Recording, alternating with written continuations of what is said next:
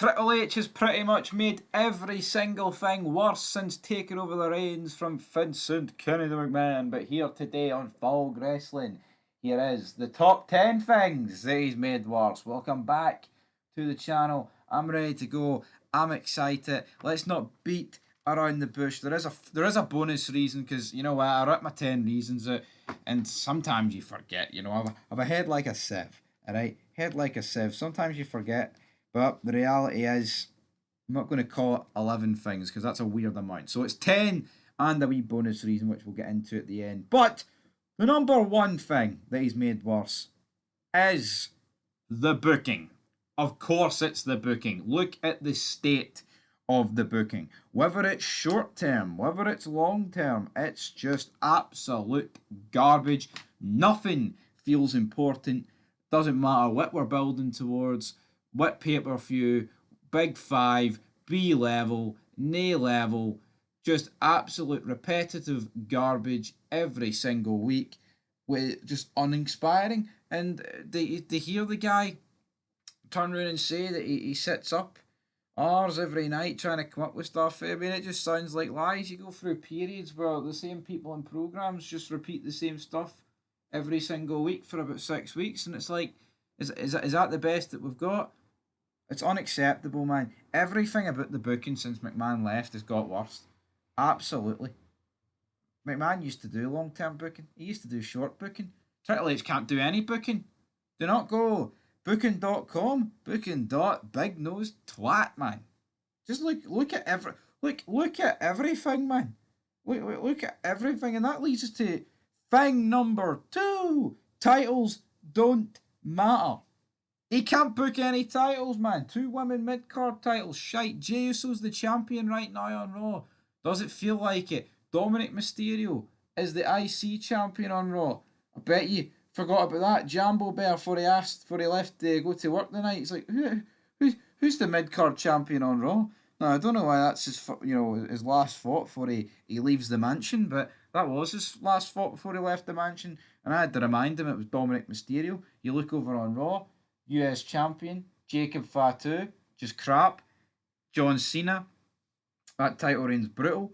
Jey Uso's crap. You look at the women's, Io Sky is literally a background character on WWE television. Who's the women's champ on SmackDown? Because Tiffany Stratton, it's the worst she's ever been. Literally everybody is a champion. There is a claim for it's the worst they've ever been. With probably the exception of Jey Uso, even though all he's got's an entrance.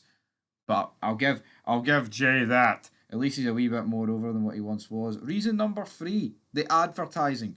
The ring is sacred. My name is Gunther and I love the ring. Well, the ring is no longer sacred. Whether it's Slim Jim or whatever sponsored in the ring, Starburst, Skittles, Prime, you name it, right? I can almost accept the ring, right? Even though I can't, but you've got Prime out there at ringside. During WrestleMania, each match had a different sponsor, and there was like different sponsors over the aprons, over the barricades. Absolute crap. You look at how on Raw and Netflix, the advertising has just absolutely taken over the show to a point where it's borderline unwatchable. Michael Cole will interrupt himself, just stop mid-sentence just so they can fulfill ads. Fiend. When you're watching it here in the UK, you get the SmackDown ads down.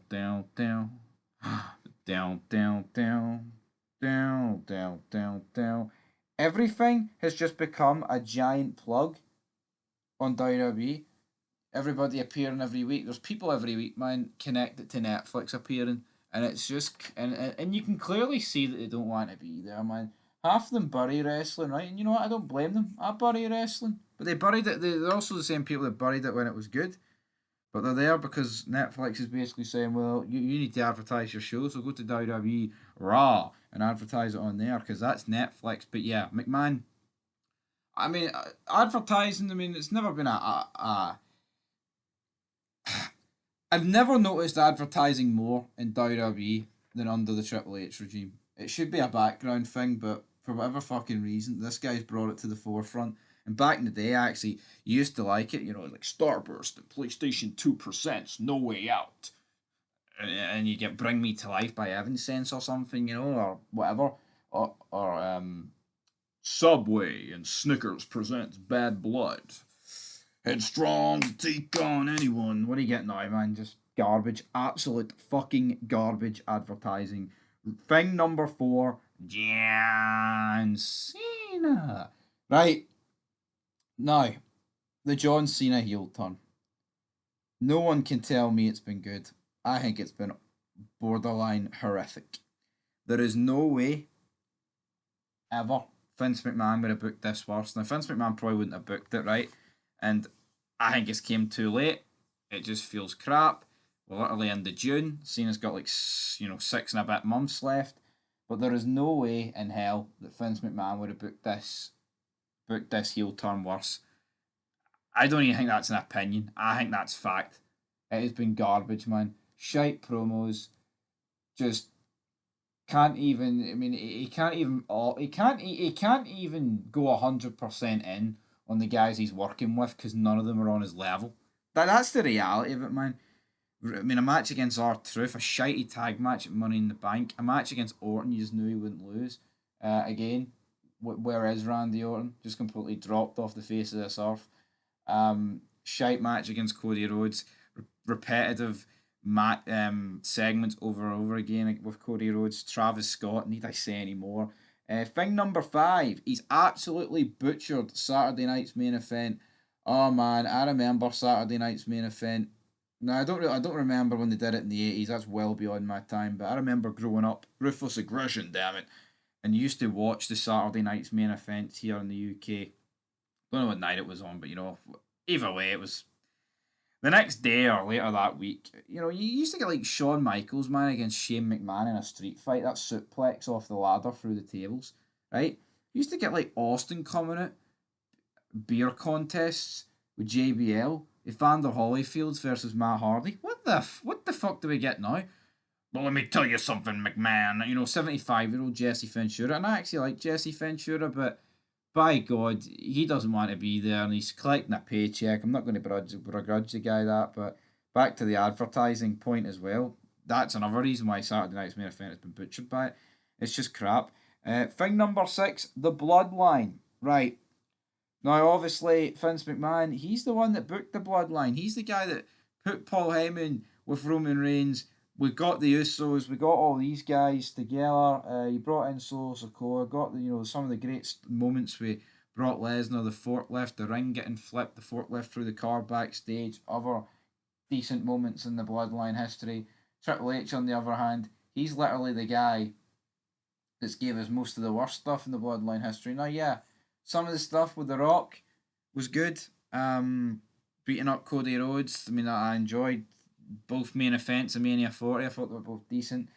But again, if you actually just look at it, right, this guy has butchered Roman Reigns. He has made him. I mean, it's beyond part time. It's no time. Is what Roman Reigns works. And then you look at Solo Sikoa, Tammy Tonga, Jacob Fatu, and that JC Mateo guy. That is horrific, man. I know they're not they are the Bloodline. They're like, oh, the new Bloodline. He's butchered it, man. Absolutely butchered it. Thing number 7, brawls. Completely and utterly overused. Not only are they overused, they're funny. Oh, we need 27, fighting age men to pull apart 2 women that are like 120 pounds soaking wet. Yay, that's realistic, isn't it? That's super duper realistic, guys. Yeah, every single week, man. The phony brawl, and look, we all stand around the guy you're attacking so you can do a dive for the top rope. Absolute crap. Thing number 8, promos are so shite these days. One guy speaks, then the other guy speaks, and then they might punch each other at the end of it. There's nothing that cuts deep, and also they break kayfabe like every week with this shit, man. It's just personal insults. It's nothing. There's no story. There's nothing integral in place. It's just crap. I mean, if you want any more example than this, man, look at John Cena and Cody Rhodes' promos. Absolute shite in their build up to Mania. Cena would come out, berate the fans 3 weeks in a row, Cody Rhodes would get stuck into him, and then Cena wouldn't get away back in. And it would just end with Cena going for an attitude adjustment and Cody Rhodes hitting them with the crossroads. I mean, literally, like that is it, 100%. Promos are just crap, man. It's like what happens. See if you watch any era in the past. See if somebody's caught in a promo. The guy can interrupt them, and they change stuff on the fly. Today, they're just reading from a script, but you're led to believe they've got more freedom than ever. I don't feel it. Reason number 9, or thing number 9.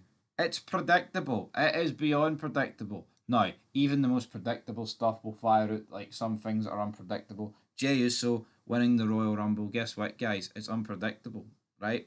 You look at WrestleMania though, pretty much like every single match was predictable, and it shouldn't be the case. You watch Raw and SmackDown, everything is predictable. I agree now. I mean, I was kind of surprised that Chad Gable won the Money in the Bank, but at the same time, I'm not really looking back on it. He called it that he would probably win over CM Punk. But I mean, see what they put on their WWE.com website for like a Raw and SmackDown preview. That's more often what you get. There's nothing outside the box, man. It's just crap, isn't it? Just fucking shite, man. No characters, no stories. Just match to match, shite promo to shite promo. Doesn't feel like an organic world you live in. Nothing feels connected. And worst of all, it's predictable. At least if it was unpredictable, it would have something going for it. And thing number 10, B-level pay-per-views are fucking pointless. Correct. Nothing big ever feels like it happens at a B-level pay-per-view. I mean, you can fire Saturday night's main event in here as well, but I guess there is a wee bit of a difference between them. But honestly, man, it feels like all they put effort into is like Survivor Series, SummerSlam, Royal Rumble, and WrestleMania. Well, back in the day, brother. Back in the day, that good old guy. Back in the day, they put effort into every pay per view. Now, yeah, I'm not saying they should put more effort into bloody Night of Champions, right, or Clash at the Castle than WrestleMania. But by God, put a bit of effort in, guys, and that's another thing why it's predictable. Titles never change hands at B-level pay-per-views. They save for the big 5. But that is it. And our bonus reason, WrestleMania season. By fuck, did he kill it. Man, even like in 2024, it felt decent with like the Punk Rollins and McIntyre stuff, the Bloodline and the Rock stuff. See this year, man, it never felt worse. It's never felt worse. I don't think it, honestly, can it ever get that bad again? I mean, I guess next year you could be looking at it and be like, well, I mean, as bad as Cena Rhodes was, there'll literally be none of those two. So, or Cena, sorry. So yeah, that's it, guys. Triple H can greet, but I feel like greeting because he's absolute shite.